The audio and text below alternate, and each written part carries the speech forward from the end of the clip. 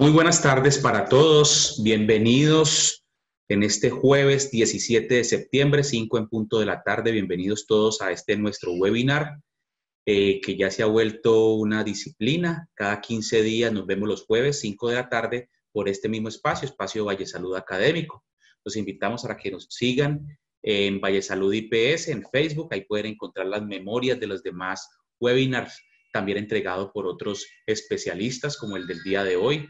Pueden seguirnos también en Valle Salud IPS YouTube, también pueden encontrar estos webinars, e incluso quien quiera seguir esta conferencia del día de hoy puede hacerlo a través de Valle Salud IPS Facebook. Aprovecho antes de que entremos en materia para agradecer la presencia de ustedes hoy y para invitarlos a nuestro próximo webinar. Un tema muy interesante. El próximo martes 22 de septiembre vamos a tener un tema que se llama De lo legal a lo cotidiano, medidas gubernamentales de reactivación en medio de la pandemia.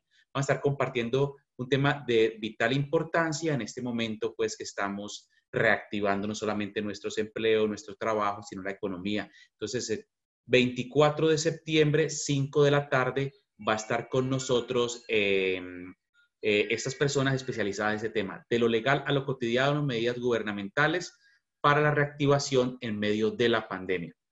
Y bueno, entrando en materia el día de hoy, damos la bienvenida al doctor Eduardo Carrillo. El doctor Eduardo Carrillo es ortopedista, egresado de la Pontificia Universidad Javeriana de Bogotá y es fellow en cirugía reconstructiva y de pelvis de la Fundación Santa Fe de Bogotá. Va a estar compartiendo un tema muy interesante, cuidado apropiado temprano en ortopedia.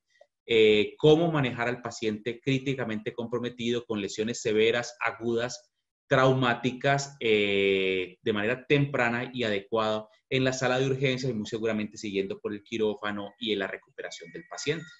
Bueno, bienvenidos todos, bienvenido doctor Carrillo el día de hoy a este webinar. Les recuerdo, todas esas preguntas que tengan las resolveremos con la ayuda del doctor Carrillo al terminar nuestro webinar y las pueden dejar ahí abajito, viendo que usted dice chatear en la plataforma de Zoom, pueden dejar ahí sus preguntas y con mucho gusto al final de la conferencia del día de hoy las moderamos para que el doctor Eduardo Carrillo las responda. Doctor Carrillo, bienvenido. Este importante público es todo suyo. Sí. Muchísimas gracias. Muy buenas tardes a todos. Muchas gracias por la presentación, doctor. Y bueno, entremos en materia. Voy a compartir la pantalla.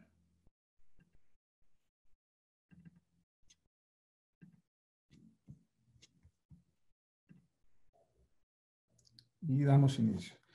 ¿Se escucha bien? Perfecto, doctor. Se escucha muy bien. Bueno, el tema que vamos a revisar el día de hoy se conoce como cuidado apropiado temprano. Señor. ¿Sí, señor? Siga, doctor. Siga, vale. Perfecto. Cuidado apropiado temprano desde el punto de vista de ortopedia, ¿no? Al final de la charla, la idea es que ustedes sean capaces de clasificar la condición clínica del paciente politraumatizado. Esto es importantísimo porque nos va a permitir enfocar un protocolo de manejo determinado según ese estado crítico del paciente. Y que podamos describir qué es el protocolo de cuidado apropiado temprano, que es un término que en realidad viene en los últimos aproximadamente 8 o 9 años más o menos implementándose. Y lo vamos a ver a través de del siguiente viaje, por decirlo así. Vamos a hablar de una serie de conceptos generales sobre el paciente politraumatizado. Les voy a hablar de lo que es el cuidado total temprano y el control de daños, que son dos conceptos que muy probablemente ustedes han escuchado en algún momento. Entramos en el tema de lo que es el cuidado apropiado temprano y al final una serie de conclusiones con respecto a la presentación. Entonces, como conceptos principales, recordemos que la definición del paciente politraumatizado es una definición que ha venido variando durante los años y aproximadamente en el 2014-2015 en Alemania se realiza un consenso grande de muchísimos especialistas, muchísimos expertos en el tema, donde ellos retoman la definición clásica que nosotros conocíamos del compromiso de dos sistemas que comprometen la vida, pero le dan un enfoque un poquitico más puntual. Es decir, que con base a esta escala, que es el AIS, dice que si uno sale el paciente clasificado con un puntaje mayor o igual a 3 en 2 regiones, esa es la primera parte de la definición de politraumatismo. Y se le suma una serie de factores, 5 en total, que a medida que se van completando, la mortalidad va aumentando. Es decir, que si el paciente no presenta ninguno de estos 5 factores que les acabo de mostrar en la diapositiva, que se encuentre hipotenso, que tenga una escala de Glasgow por debajo de 8, que se encuentre acidótico, coagulopático o que sea pacientes de 70 o más de edad, ¿sí? Si no tiene nada de esto, más o menos el promedio de mortalidad está en un 2.9%. Si tiene los 5, supera el 80% de mortalidad. Entonces, esto es clave porque en realidad lo que nos da de plus a la definición del paciente politraumatizado es que nos tenemos que poner las pilas en manejar este paciente, porque si encontramos estos 5 factores, la mortalidad va a ser altísima. Recordemos un poquito de la fisiopatología del paciente politraumatizado. Es una fisiopatología donde se habla una teoría bimodal, es decir, nuestro paciente sufre un trauma que se conoce como el primer golpe. La primera curva que se presenta es una curva de una respuesta inflamatoria, que se conoce como el síndrome de respuesta inflamatoria sistémica, ¿de acuerdo? Va a estar obviamente mediado por una serie de citoquinas importantes. Y esta fase es clave para entender una respuesta exagerada de inflamación del paciente frente a este trauma. A medida que pasan los días, entra en una fase antiinflamatoria, que se conoce como CARS o el síndrome de respuesta antiinflamatoria contrarreguladora. Repito, la primera fase es una hiperinflamación, la segunda una antiinflamación. Y esto usualmente suele presentarse más o menos después del 10º día aproximadamente. ¿De acuerdo? Si en la primera fase de la respuesta inflamatoria nosotros como equipo no logramos controlar y reanimar el paciente desarrolla una falla orgánica múltiple y puede fallecer. Lo mismo en la fase antiinflamatoria. Se nos fallece usualmente por complicaciones de infección, sepsis, etc. ¿De acuerdo? Aquí que es importante, nosotros como equipo médico, como equipo que estamos trabajando frente a este paciente, cualquier intervención que hagamos durante la fase inflamatoria, antes de tiempo o con un paciente que todavía no haya alcanzado metas de reanimación, le vamos a generar lo que se conoce como un segundo golpe. Y aquí voy a enfatizar un poquito esta curva. Es decir, nuestro paciente sufre un trauma, se genera la respuesta inflamatoria. Y si hacemos una gran cantidad de procedimientos, una exageración en los procesos de reanimación, una sobretransfusión, un exceso de líquidos, o empezamos a hacer cirugías definitivas en un paciente que no está estabilizado adecuadamente, vamos a generar el segundo golpe, que es una respuesta hiperinflamatoria y terminamos complicando al paciente. Por eso esperamos a que esa fase inflamatoria disminuya para, en un momento determinado, poder hacer un procedimiento quirúrgico adecuado y no expongamos a este paciente a una hiperinflamación. Eso es importantísimo, tener el concepto de lo que es el segundo golpe, porque aquí intervenimos absolutamente todos en este manejo. Entonces, viene una clasificación bastante interesante con respecto a estos 4 factores. El que guste, tómele un pantallazo ahí a la imagen, porque sobre todo a todos que tratamos pacientes politraumatizados, esta tablita les va a servir. ¿Qué es lo importante de esto? Estos 4 factores, ¿de acuerdo? Estos 4 factores nos va a permitir shock, coagulación, la temperatura y las lesiones asociadas, poder clasificar al paciente en si es un paciente clínicamente estable, limítrofe, inestable o in extremis. Repito, con base a estos 4 factores, yo puedo clasificar a mi paciente en estas 4 condiciones clínicas. Y esto es importantísimo, Acuérdense que uno de los primeros objetivos de esta presentación es que ustedes tengan claro que existen 4 condiciones clínicas. ¿Para qué? Porque con base a esto vamos a emitir un protocolo de manejo. Aquí vienen 2 protocolos que se utilizan desde hace muchos años. Algunos de pronto están familiarizados y los que no, los vamos a conocer acá. Uno es el cuidado total temprano.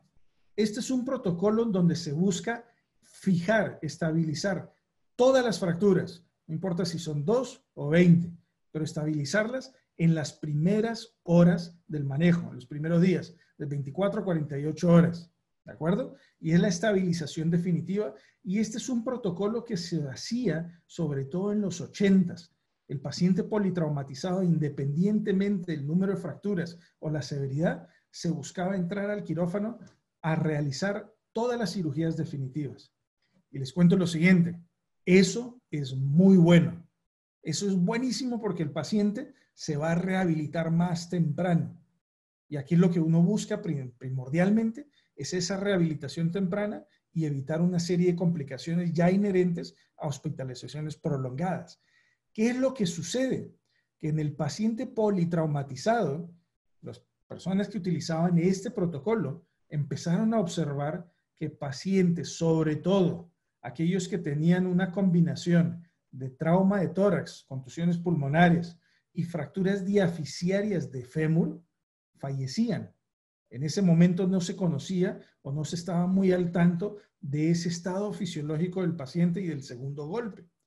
Por eso, cirugía general, que son los que introducen el concepto de control de daños en el paciente quirúrgico, y luego nosotros los ortopedistas más o menos a finales de los 90, el control de daños es la estabilización de las fracturas con técnicas mínimamente invasivas y en el menor tiempo posible. Esto estamos hablando de procedimientos quirúrgicos que procure uno que no duren más de 2 horas. ¿Por qué? Porque estas son cirugías que se deben hacer inmediatamente en las primeras 24 o 48 horas para poder lograr estabilizar a nuestro paciente y que luego alcance sus metas de reanimación y poderlo tranquilamente, si sobrevive, llevar a las estabilizaciones definitivas. Este protocolo se empieza a utilizar, repito, más o menos a finales de los 90 y queda establecido que con base a la condición clínica, yo voy a empujar a mi paciente a un cuidado total temprano o a un control de daños. Aquí se empieza a ver el beneficio de ese grupito pequeño que fallecía al inicio, que eran las fracturas diaficiarias de fémur con contusión pulmonar, y empiezan a sobrevivir esta población de pacientes. Pero sucede lo siguiente, más o menos en la última década, del 2013 más o menos, aparece este concepto, que es el cuidado apropiado temprano. ¿Por qué? Ninguno de los dos protocolos anteriores son protocolos inocuos. Si uno aplica un control de daños en un paciente que no se le debe aplicar control de daños, va a complicarse con una serie de cosas intrahospitalaria. Infecciones unitarias de sitio operatorio, escaras, neumonías, etcétera, etcétera, trombosis venosa. Una gran cantidad de complicaciones si uno aplica un control de daños en el paciente que no lo requiere ni lo amerita. Lo mismo sucede, el paciente con cuidado total temprano, que requiere al contrario un control de daños, puede sufrir un segundo golpe y fallecer. Entonces, ¿en qué consiste este protocolo? Hay que utilizar o hay que identificar el paciente estable y le hacemos nuestro cuidado total temprano. Identificamos nuestro paciente inestable o in extremis. Sabemos que le hacemos un control de daño. El cuidado apropiado temprano es clave para los pacientes limítrofes. Cuando yo empecé la residencia en ortopedia, yo la empecé en el 2007, nosotros teníamos nuestro concepto que si teníamos un paciente limítrofe, el cirujano, ojo lo que digo, el ortopedista, escogía si le hacía una cirugía de cuidado total temprano o le hacía un control de daño. Ese era el concepto en esa época. Con el protocolo de cuidado temprano apropiado,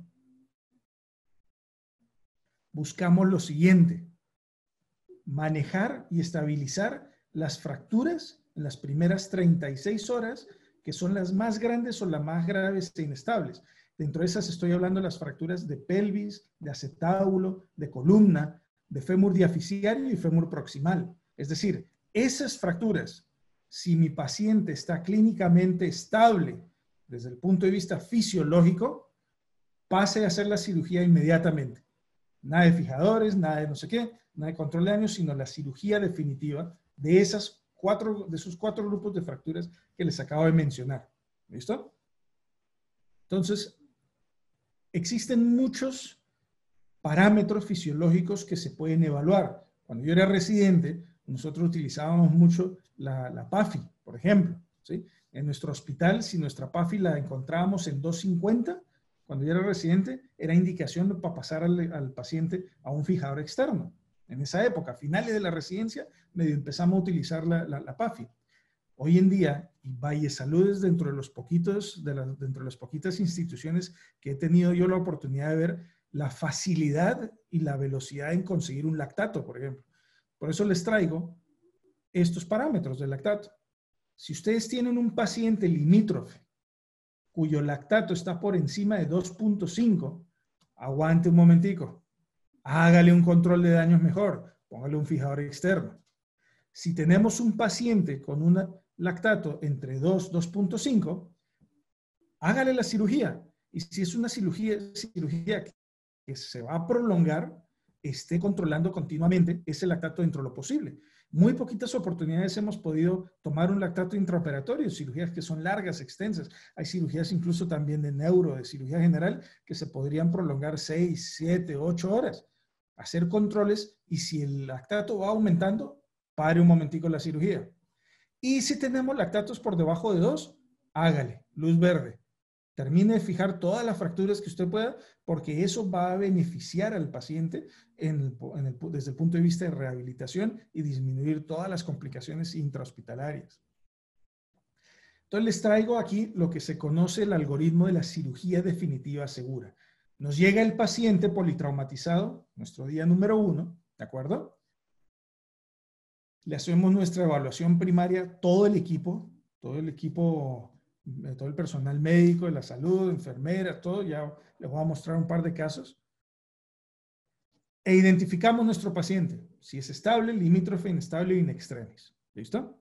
Si tenemos el paciente estable, incluso vemos que todos sus parámetros cumplen esos criterios de estabilidad, hágale un cuidado total temprano. O sea, fijemos todas las fracturas, así sean 10. El paciente se va a recuperar mucho mejor. Si el paciente cae dentro de la categorización de in extremis, hagamos un control de daños. Estos son claves, el limítrofe y el inestable, para mirar. ¿Por qué? Porque si hacemos una muy buena reanimación, ese inestable puede pasar al rango limítrofe. Ese limítrofe incluso puede estabilizarse. Entonces aquí viene la evaluación secundaria. Todo esto es en el primer día. La evaluación secundaria es previo a paso a sala de cirugía. Ya el primero, el estable, ya salió del cuadro. Nos quedamos ahora con el limítrofe inestable, que le hicimos nuestra reanimación determinada y ahora tenemos estos 3 posibles desenlaces. Si el paciente lo logramos estabilizar, váyase para lo que se conoce como cirugía definitiva segura, que es fije todo de una vez. Si el paciente permanece inestable, no lo piense. Control de daños, su fijador externo, su tutor para pelvis o para fémur, etcétera, etcétera. Si el paciente está limítrofe, y aquí viene la diferencia, lo que nos decían a nosotros los ortopedistas en la residencia, escoja usted si le hace todo de una o control de daños. No, acá controle en lo posible hasta intraoperatoriamente un lactato. Si nos vamos con el semáforo, hágale la cirugía definitiva. Si se empieza a elevar, pare su cirugía y le hacemos un control de daños. Ya para el día 2, después del posoperatorio, en ese grupo de pacientes que aún estamos pendientes por hacer su cirugía definitiva, es decir, los que optamos por hacer el control de daños inicialmente, le hacemos lo que se conoce como la evaluación terciaria. Si está dentro de los rangos de reanimación adecuado, páselo a cirugía definitiva. Acuérdense que mientras más rápido yo opera a mi paciente, su rehabilitación va a ser muchísimo mejor y los riesgos de las complicaciones intraoperatorias van a disminuir. Pero esto es con base a los parámetros de reanimación. Hay que ser prácticos también en el manejo de politrauma y uno desde el punto de vista cirujano puede escoger perfectamente su lactato, entre otros parámetros también, ¿sí? Asesorarse con todo el equipo multidisciplinario de cuidados intensivos, de medicina interna, de cirugía general, de cirugía vascular, etcétera, etcétera, ¿sí? Cirugía general, neurocirugía, y vamos a ver si podemos operar a nuestro paciente. Si no lo logra todavía, tenemos que hacer evaluaciones diarias hasta que hayamos logrado esas metas de reanimación, ¿sí?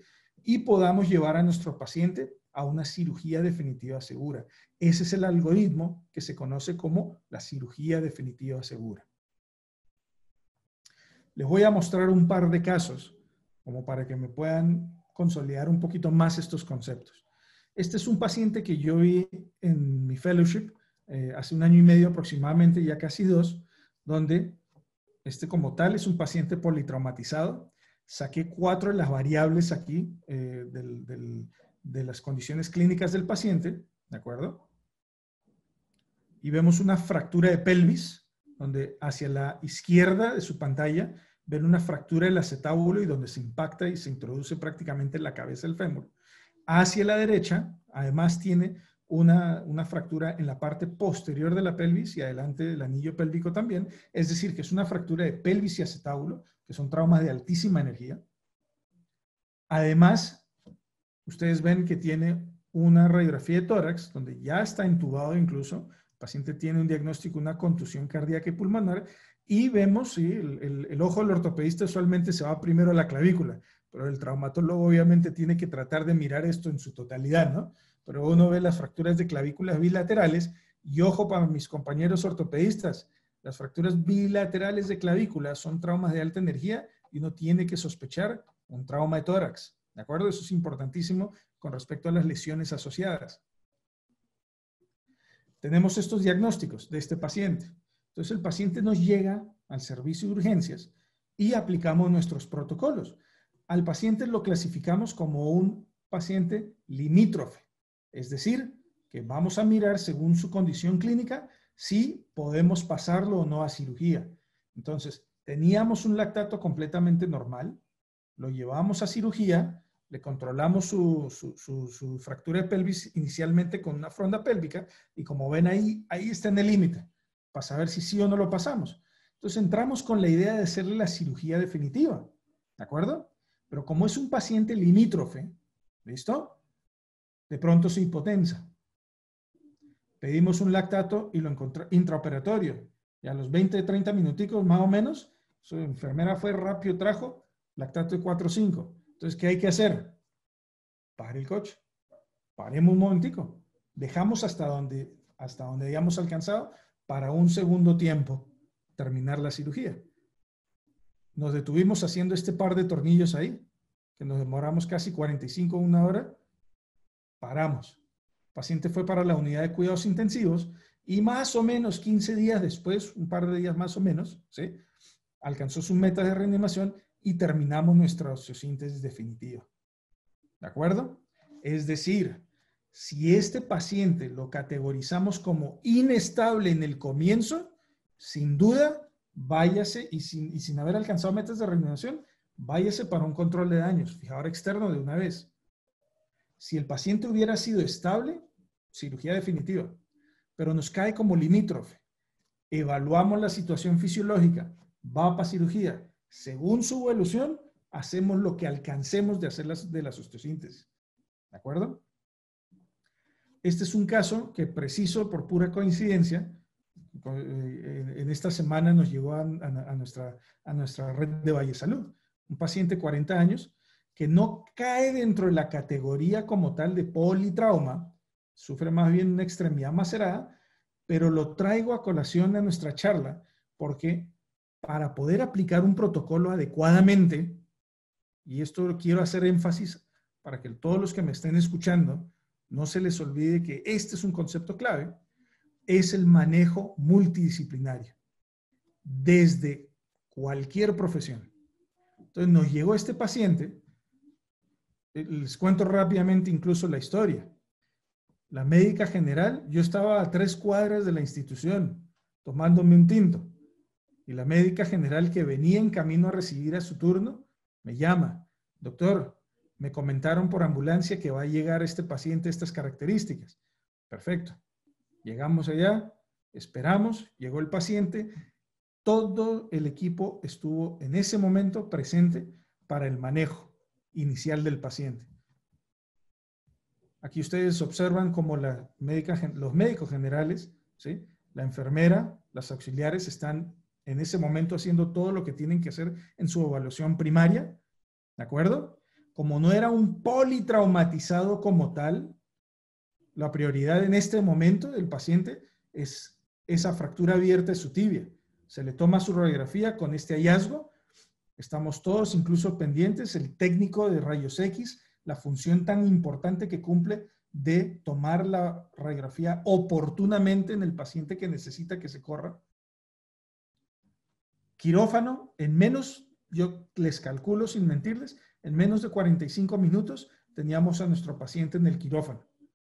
Una extremidad macerada, obviamente con riesgo de amputar la pierna o de hacerle un control de daños, etcétera, etcétera. Teníamos ya lista la sala quirúrgica, anestesiólogo, el ayudante quirúrgico, ustedes ven a todos los auxiliares de la sala. Encontramos estos hallazgos y el equipo quirúrgico, ahí en la foto del presente que les habla, tratando de hacer milagros con esta lesión, ¿sí? La instrumentadora, nuestro ayudante quirúrgico, y el paciente sale a un control de daños. Opté por un control de daños a pesar de que no es como tal un paciente, como les digo, que cae dentro de categoría de politrauma. Esto es importantísimo, ¿por qué? Porque el resultado, muy tristemente incluso, porque fue ayer el resultado final, tocó amputar al paciente al final, en una evaluación terciaria, ¿de acuerdo? Pero miren esto, y creo que es lo más importante y quisiera recalcarles a ustedes el mensaje de la importancia que es tener un equipo de trabajo. Número 1, unido. Número 2, comprometido. Porque en 48 a 72 horas, un paciente amputado tiene haciéndole así.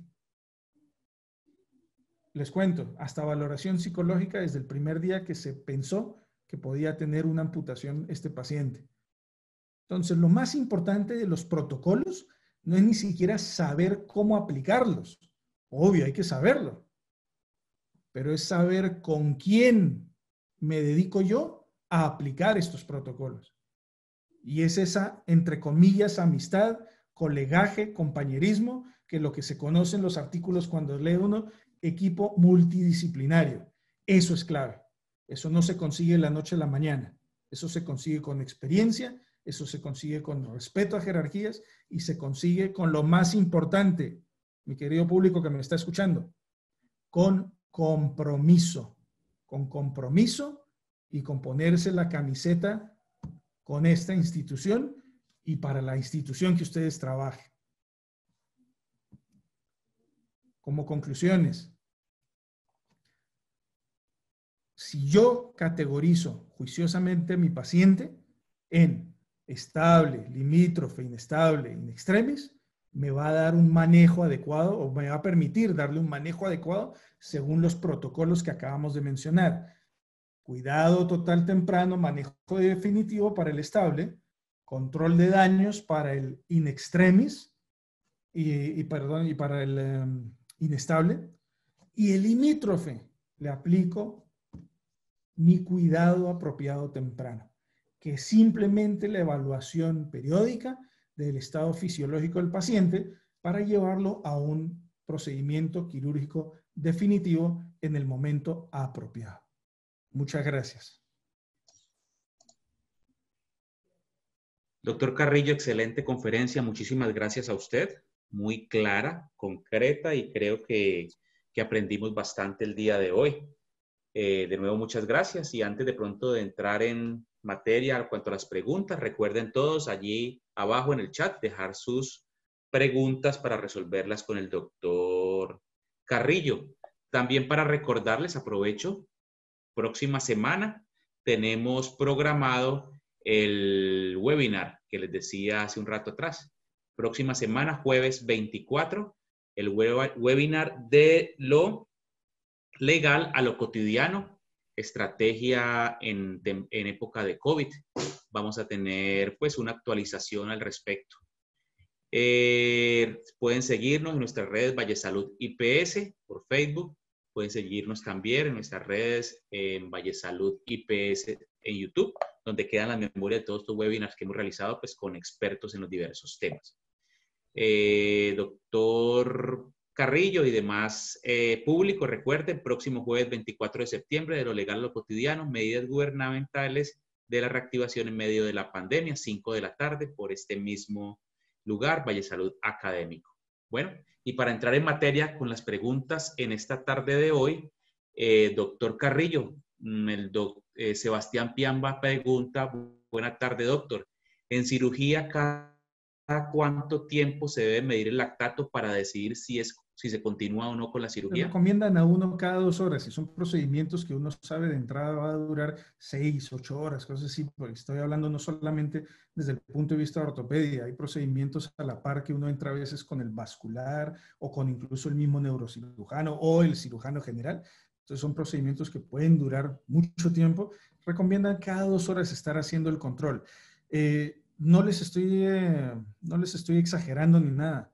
De verdad, Vallesalud ha sido hasta ahora de pronto la única institución, yo llevo 10 años como ortopedista ya casi, ¿sí?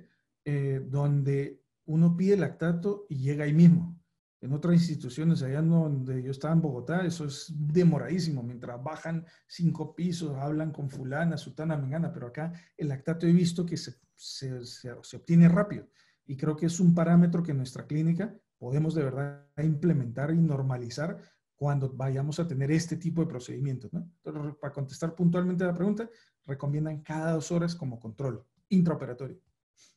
Qué bueno, doctor, qué bueno escuchar lo que nos dice. Tenemos otra pregunta aquí en el chat. Pregunta Germán Orjuela, ¿el torniquete se lo pusieron en prehospitalaria? Sí, este paciente apenas lo recibieron los paramédicos, su torniquete, y para todo el personal de salud, médico, enfermera, que son los que usualmente reciben de entrada a este paciente, hay que preguntar cuánto tiempo lleva de torniquete. Eso es clave en el manejo de este caso en especial de extremidad macerada. ¿Por qué? Porque pues si nos lleva más tiempo, pues eso nos va a tener alguna serie de complicaciones. Este paciente llevaba creo que como 30 minutos. El paciente lo recogieron, ambulancia, y lo que se demoró en llegar, ahí se lo pusieron antes de llegar a la clínica. Nosotros se lo quitamos una vez en quirófano, o sea que en total estuvo casi 1:30, máximo 2 con el torniquete nomás. Perfecto. Aprovechando el tema del torniquete, doctor, algunos han satanizado el uso de este después de que muchos lo recomendaban. ¿Qué opina usted? ¿En qué casos cree que se puede utilizar y qué tan temprano, doctor? No, el torniquete yo creo que lo único que uno debe de verdad estar muy juicioso es en qué momento se pone y cuánto tiempo permanece. No debe pasarse en principio de las 2 horas por todo el problema del síndrome de isquemia reperfusión que puede presentar el paciente, pero sí es un método que salva vidas. El problema es que a veces se le olvida al paramédico registrar a qué hora lo puso. Y eso, curiosamente, lo tenían anotado en un papel, pero la recomendación es póngalo ahí mismo en la extremidad. Ahora he puesto tanto. Eso es importantísimo. Sí, sí es un método que debería utilizarse en casos extremos sin ningún temor. La clave es registrar en qué momento se pone para contabilizar cuánto lleva. Ok, doctor. El doctor Arturo Aragón le pregunta, doctor, ¿cuánto se demora en formar un equipo en trauma? Uy, una pregunta bastante compleja porque no solamente, miren, mis queridos compañeros, no solamente depende de la experticia del equipo, es decir, individualmente. Ustedes pueden tener el supraespecialista, el especialista, la jefa enfermera, todo eso. No, la respuesta sería el tiempo que ustedes como institución deseen formarlo. Si ustedes quieren tener un excelente equipo en 15 días, estoy segurísimo que se puede lograr. Lo que pasa es que en nuestros países, Latinoamérica, Sudamérica, en nuestras instituciones, me van a corregir mis colegas, me va a corregir el doctor Castillo, si alguna vez en pregrado de medicina o alguna vez en la residencia se nos formó como tal cómo manejar un paciente politraumatizado. Habremos visto un par de clasecitas de vez en cuando y esto en realidad cuando uno se da cuenta lo ha venido aprendiendo desde a poquitos o porque se sentó con el colega o me pasó esta experiencia y profundicé en esto. Pero la red de Vallesalud creo que es privilegiada en manejar este tipo de pacientes porque para responderle a Arturo esa pregunta, yo creo que cuánto tiempo se demora lo que la institución desee en que se demore, ¿no? Yo creo que hay que coger, y hay muchas cosas siempre por mejorar, ¿no? Entonces hay que Claro. consolidar simplemente las funciones, ¿no? De cada uno y sé que se puede lograr, ¿no? Doctor, de pronto para complementar la pregunta del doctor Aragón, ¿y cuáles considera ustedes los eslabones, cuáles considera usted, doctor, los eslabones primordiales para que ese equipo de trauma funcione? ¿Cuáles deben ser esos eslabones para que ese equipo de trauma se pueda instaurar con la velocidad y la eficiencia que uno desea?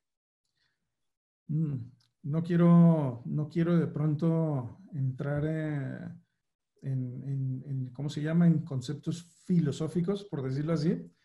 Pero miren, mis queridos doctores, el recambio de equipo es clave. En todos mis hospitales yo he visto eso.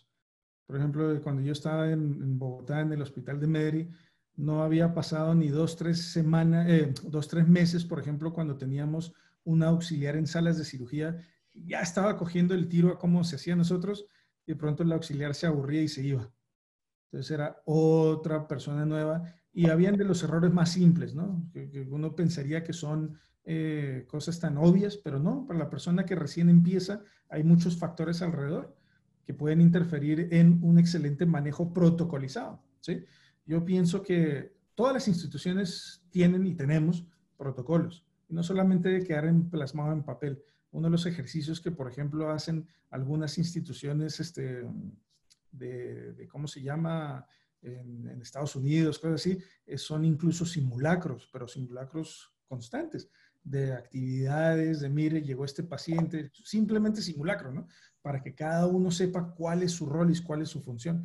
Entonces, creo que esa podría ser incluso como una sugerencia de una actividad para ir mejorando un poquito más en esta atención de nuestros pacientes, ¿no? Ok, doctor, muchas gracias. Pregunta alias Motorola One Vision, porque no tiene nombre por aquí. Dice, ¿cuánto tiempo demora la recuperación de una fractura de radio distal con cirugía?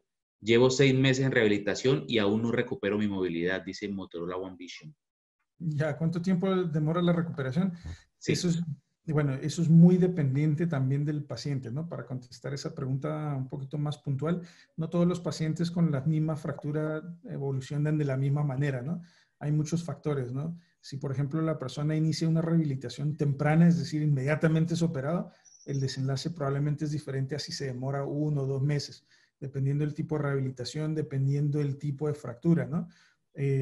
Contestando esa pregunta, yo incluso manejé una fractura radiostal a un familiar hace 4 años. Su recuperación demoró 8 meses. Terrible, porque hizo un síndrome complejo regional doloroso. Entonces, es un desenlace que es de verdad muy dependiente de cada paciente, ¿no? Entonces, es una pregunta no es fácil de decir tanto tiempo. La gran mayoría, en las mejores condiciones, usualmente al tercer mes ya están en sus actividades, usualmente plenas previas, ¿no? La mayoría. ok, doctor. Doctor, pregunta, usted fue muy claro en su exposición. Nos gustaría un concepto para llevarnos para la casa. ¿Diferencia o diferencia en la definición, en el concepto de control de daños, cuidado apropiado temprano y cuidado total temprano? ¿De ¿Qué acuerdo? caracteriza cada uno de estos tres? Cuidado total temprano es mi paciente estable fisiológicamente, le hago mi cirugía definitiva en las primeras 48 horas. Cuidado total temprano. Control de daños. Tengo mi paciente clasificado como inestable in extremis, le aplico un procedimiento quirúrgico con técnicas mínimamente invasivas en un procedimiento que no me dure más de 2 horas. Estabilizo mis fracturas para, ya en un segundo tiempo, hacer las definitivas. O sea, ese es el control de daños. Y el cuidado apropiado temprano es la estabilización de las fracturas mayores, pelvis, fémur, acetábulo, columna, en las primeras 36 horas, siempre valorando constantemente la evolución fisiológica. La palabra clave ahí es evolución. Tengo que estar mirando cómo se comporta la fisiología en mi paciente para terminar mi cirugía o parar y hacer control de daños. Es como una Y, ¿no? Okay. Cuando habla de fisiología, doctor, ¿habla del lactato que nos hablaba en la charla? Hay muchos parámetros, ¿no? Como les mencionaba, el paciente, el manejo del paciente politraumatizado es un paciente bastante complejo. Yo de pronto como cirujano, sí, ortopedista, admiro mucho a aquellos profesionales como ustedes que están manejando áreas sistémicas mucho más grandes y tienen en la mente una gran cantidad de parámetros que a veces hasta los cumpleaños de mi señora se me olvida a mí, ¿sí? Entonces, en este tipo de manejo yo creo que uno debe tratar de ser un poco práctico y hay cosas muy puntuales. Hay estudios incluso que no recomiendan mucho el lactato en pacientes que tienen una serie de patologías autoinmunes o del hígado y todo eso que puede alterar, pero pues menos mal no es la gran mayoría, ¿no? Entonces yo creo que buscar un parámetro que le sirva a uno fácil de detectar, fácil de controlar, y sí, el lactato es uno de los que son bastante prácticos, ¿no? Hay otros, ¿no? Pero pues la PAFI nosotros la utilizábamos, pero pues los gringos utilizan el marcador de la interleuquina 6, perdón, por ejemplo, ¿no? Entonces, pues aquí el lactato creo que es muy fácil, ¿no? Ok, doctor. Usted nos habló de lactato hoy. A veces uno se encuentra que buscamos más la hemoglobina para definir si el paciente está en estable o en extremis. No nos habló de hemoglobina usted hoy. ¿Qué concepto nos podría ampliar al respecto? Yo creo que la hemoglobina obviamente debe estar ahí de la mano con el paciente que va a requerir las transfusiones masivas, ¿no?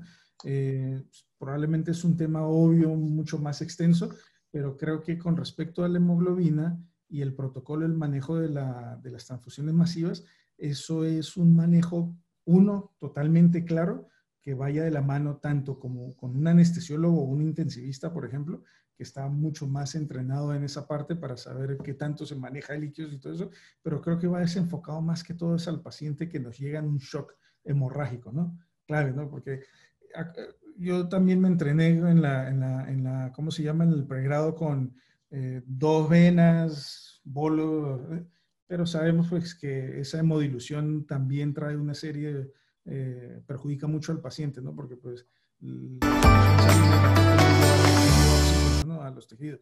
Y sí se va a necesitar sangre en este tipo de pacientes, ¿no? Entonces, más que todo es como relacionado con los protocolos de transfusión masiva, ¿no?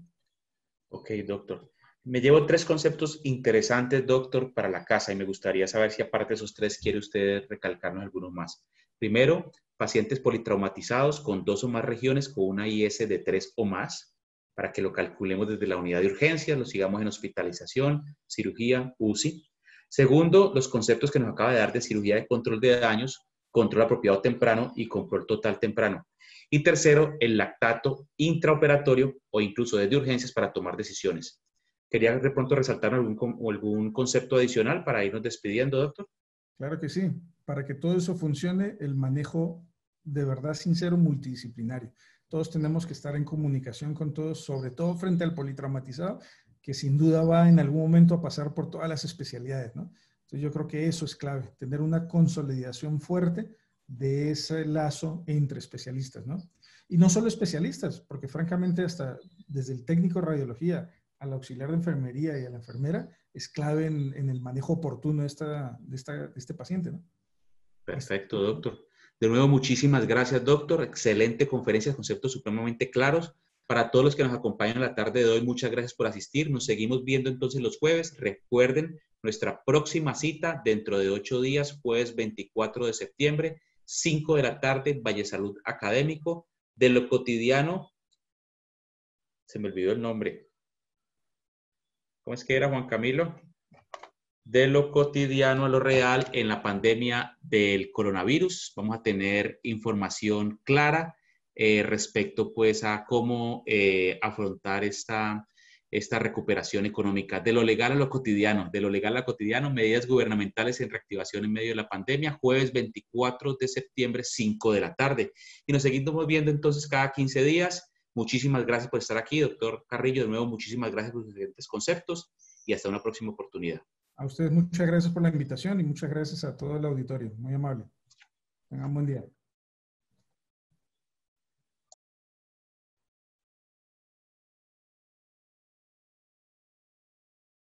Trauma y ortopedia, con la excelencia médica que nos caracteriza, se ha comprometido con la educación y actualización constante para el sector salud especializado en la atención de pacientes con estas patologías.